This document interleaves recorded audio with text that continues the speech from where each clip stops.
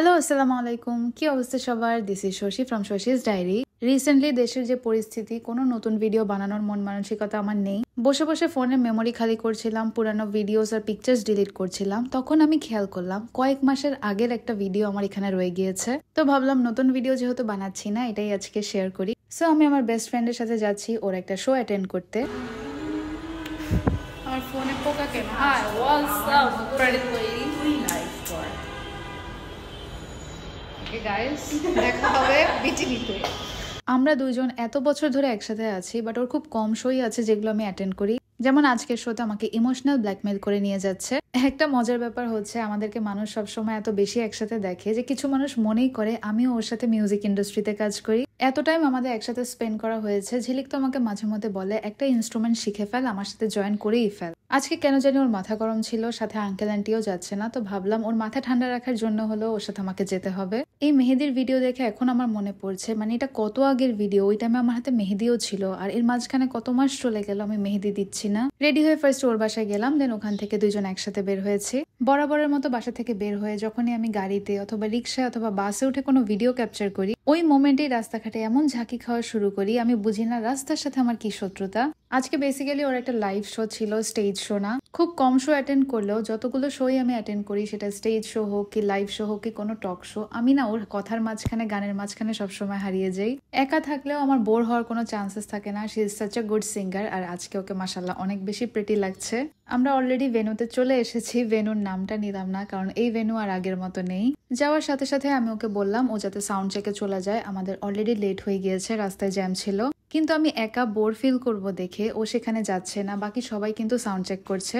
অনেক ঠেলাঠেলি করলাম, অনেক কনভিন্স করলাম যে তুই যা, আমার কোনো সমস্যা নেই। তার উপর আজকে কম সময়ের একটা লাইভ ছিল, আমার কোনো টেনশন ছিল না। কিছুক্ষণ ফোন গোতাবো, ওর গান শুনবো, দেন বাসায় চলে আসবো। এই টাইমগুলোতে যখন আমি ওকে দেখি এত বড় বড় ক্যামেরা ফেস করতে, আমার কাছে মনে হয় মাশাআল্লাহ শি ইজ সো কনফিডেন্ট। আমি একটা ছোট ক্যামেরা ফেস করতেই এত বেশি ভয় পাই, এত বেশি হেজিটেশনে থাকি। আর এটা এখন না, একদম ছোটবেলা থেকে, যখন থেকে আমরা স্কুলে, তখন থেকে আমি ওকে এরকম কনফিডেন্টই দেখে আসছি।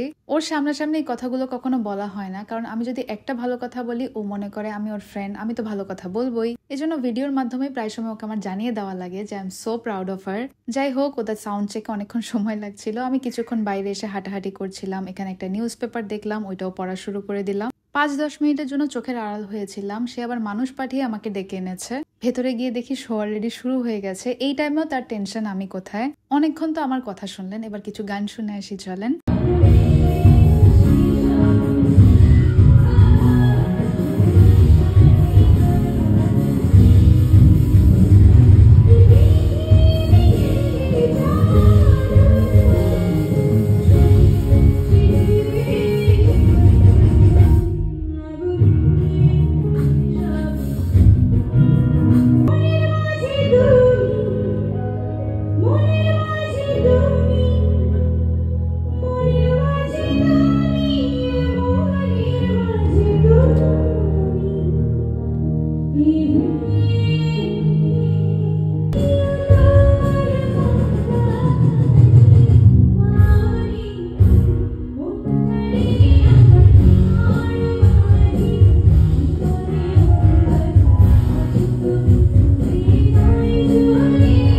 সামনে বসে যদি একটার পর একটা এত সুন্দর করে কেউ গান গাইতে থাকে, তাহলে কে বোর হবে বলেন? আমার ফোনটা ধরার সুযোগই হয়নি তেমন একটা। আমরা দুজন দুজনকে অনেক বেশি মেন্টাল সাপোর্ট দিতে পারি, এজন্যই হয়তোবা আমাদের বন্ডিংটা এত স্ট্রং। আমাদের একসাথে ভিডিওস আর পিকচার্স আগে থেকে আমি এখন অনেক কম শেয়ার করি। আমার কাছে মনে হয় আমাদের বন্ডিং এ যদি নজর লেগে যায়, অনেকগুলো ফেক ফ্রেন্ড হওয়ার থেকে আমার কাছে মনে হয় একটা দুইটা ভালো আর ট্রাস্টেড ফ্রেন্ড হলেই লাইফে এনাফ। যেমন আজকে আমি ওকে সাপোর্ট করতে এসেছি, আমার কন্টেন্ট বানানোর সময় কিন্তু আমাকে অনেক বেশি সাপোর্ট করে। দুইজন একসাথে হলে যত হাহাহিহি করি না কেন, যতই হতাশা গল্প করি না কেন, দিন শেষে কিন্তু আমরা অনেক বেশি একজন একজনকে মোটিভেট করি কাজ করার জন্য। থাক, এত বেশি সুনাম না করি, বেস্ট ফ্রেন্ডের এত সুনাম করতে হয় না। পরে এই ভিডিও দেখে আমার মাথায় উঠে নাচানাচি শুরু করে দিবে।